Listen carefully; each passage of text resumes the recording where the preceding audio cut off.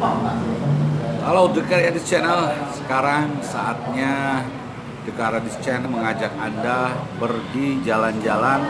Tapi jalan-jalan kali ini lain dengan jalan-jalan sebagaimana biasanya. Kali ini kami akan membawa Anda ke tempat kediaman atau rumahnya Habib Lutfi bin Yahya di Pekalongan. Karena itu kita simak satu persatu apa aja yang ada di sana. Ayo. Perjalanan Cirebon Pekalongan ternyata hanya membutuhkan waktu tempuh sekitar 2 jam dengan menggunakan jalan tol. Jadi peserta tidak terlalu capek atau lelah. Maka sampailah kita ke depan Kanjus Selawat, yaitu di Jalan Dr. Wahidin, Pekalongan, di Gang Noyon Taan 7. Malam itu suasana cukup sepi karena memang tidak ada acara di sini.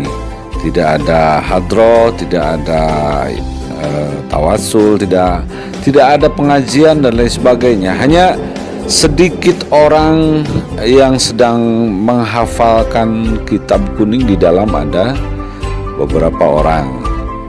Sementara suasana di sini cukup sepi, masyarakat juga terlihat lengang.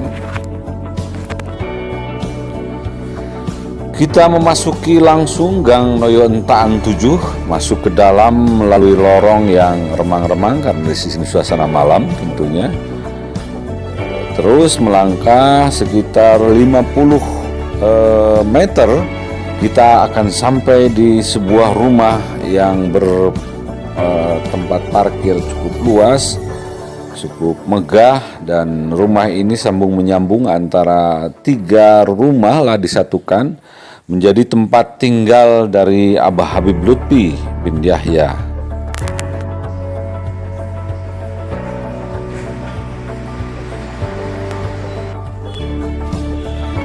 Di tengah ruangan ternyata sudah banyak orang yang menunggu kedatangan Habib Lutfi. Setelah tanya-tanya kepada beberapa orang di sana, ternyata Abah Habib sedang berangkat ke Moga ya. Moga itu daerah Tegal, sekitar 1 jam lah, 1,5 jam perjalanan. Jadi cukup melelahkan juga ini. Ya kebetulan, dan kita bisa beristirahat di sini.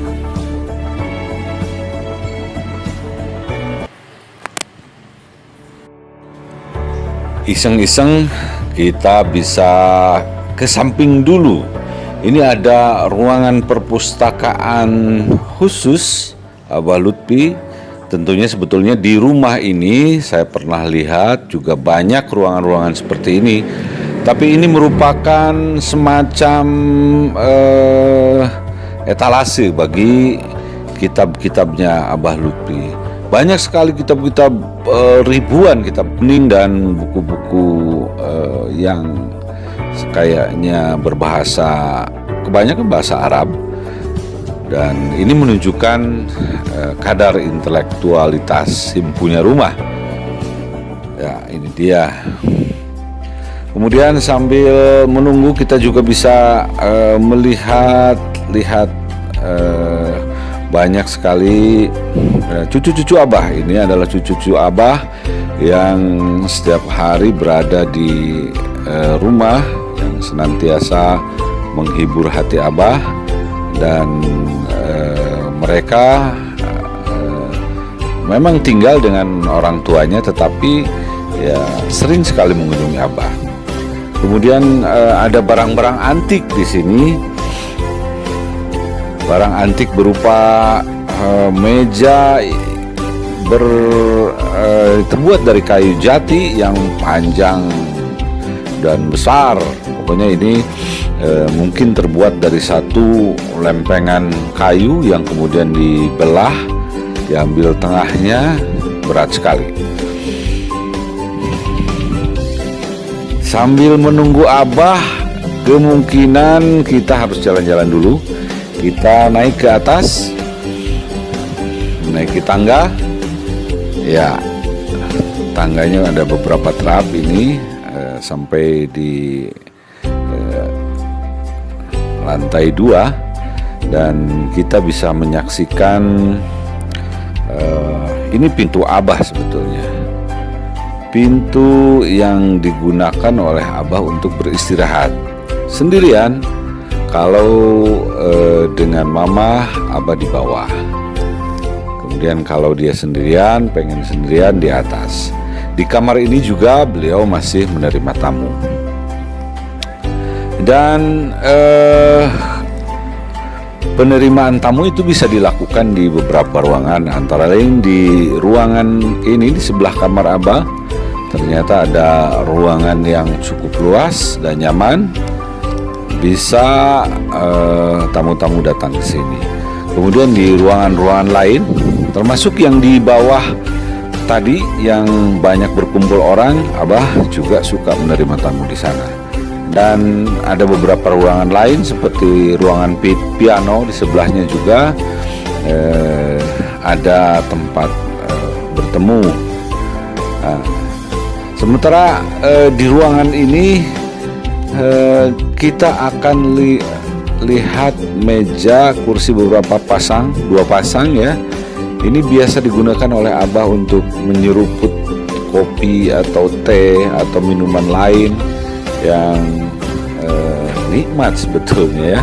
Nikmat sekali melihat ke bawah, terlihat semua pemandangan, sementara di atas di sini anginnya sepoi-sepoi, nikmat sekali ini Abahnya. Selang beberapa lama kemudian ternyata di luar tampak ada mobil hitam masuk, dan kemungkinan itu adalah mobil Abah. Jadi kita keluar, coba kita lihat,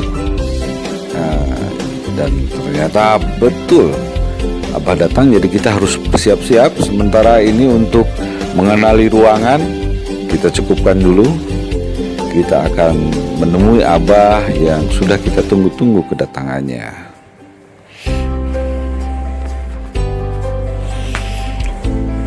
Abah malam ini menemui para tamu di ruang utama, di ruang Jawa kemungkinan namanya ini atau ruangan raja-raja Jawa lah di sini. Jadi di tempat ini biasa digunakan oleh tamu-tamu penting, tamu-tamu yang membicarakan hal-hal besar. Semuanya hal besar bagi Abah, tetapi tentunya ini adalah ruangan khusus yang digunakan oleh tamu-tamu khusus begitu. Di ruangan ini terdapat beberapa foto Raja Mataram, dan yang semuanya juga bernasab ke Abah. Kita lihat ini para ajudan menunggu di luar sambil mengobrol gitu.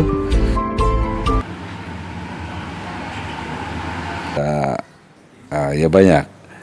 Ini ruangan di dalam ruangan Abah sedang menerima tamu-tamu dari Polda Jatim ini. Ada juga dari Kalimantan, Malaysia, dan beberapa tamu lainnya. Ya kita lihat satu persatu mereka tanpa bermaksud menguping pembicaraan, tetapi pembicaraannya bisa sangat luket ya. Luket itu bahasa Sunda ya, jadi semacam akrab, kemudian saling guyon, saling tetapi tidak keluar dari keseriusan. Pokoknya tidak menjenuhkan ngobrol dengan Abah itu. Kita saksikan juga mereka berfoto ria.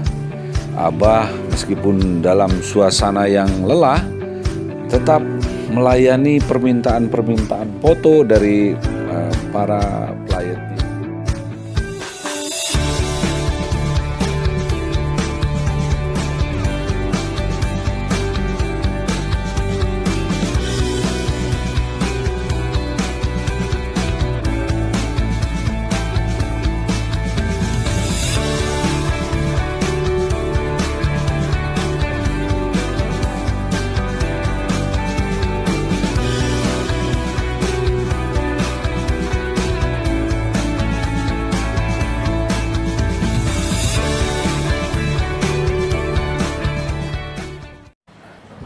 ini rombongan dari Cirebon, rombongan saya tentunya.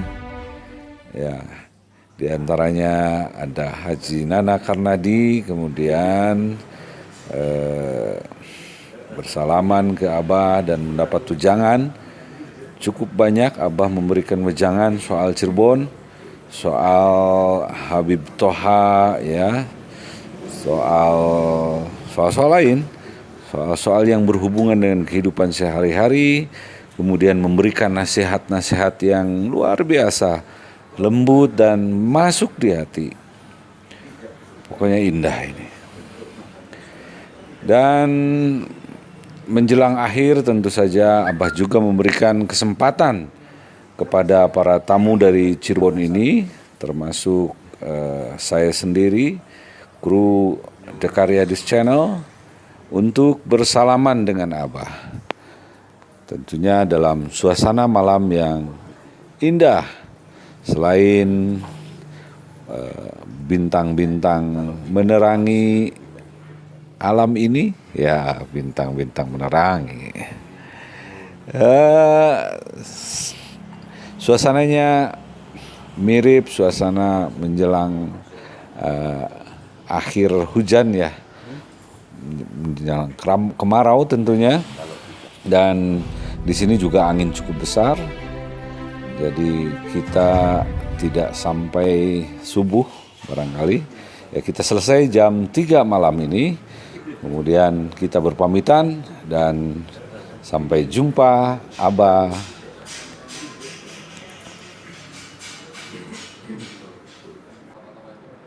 The Karyadis Channel, perjalanan kita hari ini ke rumah Abah Lutfi bin Yahya di Pekalongan, dan alhamdulillah sekali kita bisa menemui beliau, sehingga kita bisa ngobrol-ngobrol dan lain sebagainya.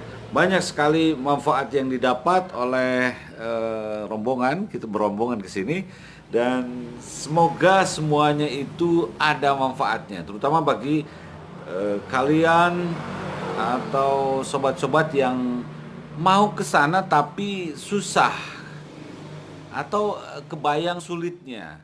Jadi bisa